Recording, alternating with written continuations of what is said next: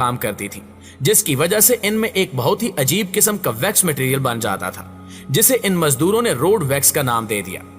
اس ویکس کی وجہ سے مشینز ٹھیک سے کام نہیں کر پاتی تھی، اس لیے بار بار ان مشینز کو صاف کر کے اس ویکس کو باہر نکالنا پڑتا تھا۔ تاہم کچھ مزدوروں نے حادثاتی طور پر اس ویکس کو اپنے کٹے اور جلے ہوئے زخموں پر لگانا شروع کر دیا۔ حیران کن طور پر اس عمل سے ان کے یہ زخم تیزی سے بھرنے لگے۔ اس بات کی اطلاع جب ایک کیمیکل ریسرچر رابرٹ چیز ربرو کو ملی تو اس نے اس ویکس پر اپنی ریسرچ شروع کر دی، جس کے نتیجے میں اس نے پیٹرولیم جیلی کے نام کی ایک ویکس تیار کی جو کسی بھی زخم کو بہت آسانی کے ساتھ بھر دیتی تھی۔ رابرٹ نے پورے نیو یارک میں اپنی اس ایجاد کی ایڈورٹائزمنٹ کی، جس میں یہ اپنے ایک ہاتھ کو لائٹر کی مدد سے تھوڑا سا جلا لیتے اور اس پر یہ ویکس لگا دیتے، جس سے ان کا یہ زخم بہت جلدی بھر جاتا۔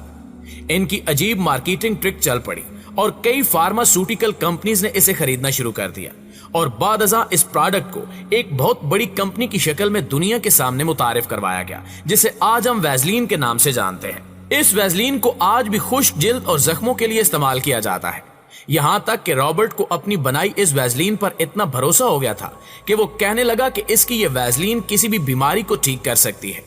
اس لیے جب رابرٹ کو ایک بار پلیورسی نامی بیماری ہوئی تو انہوں نے اپنے پورے جسم پر ویزلین لگا لی۔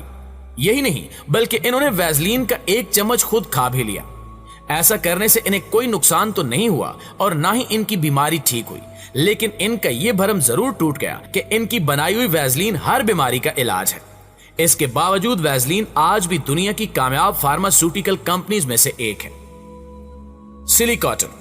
ناظرین گرامی، جب دوسری جنگ عظیم کے دوران زخمی ہونے والے فوجیوں کو میڈیکل کیمپ میں لے جایا جاتا تھا تو ان کی مرہم پٹی کے لیے بہت سی پٹیاں اور کارٹنز استعمال ہوتی تھی، لیکن جب ان چیزوں کی کمی ہونے لگی تو کیمبرلی کلارک نامی کمپنی نے اس مسئلے کا حل دریافت کر لیا۔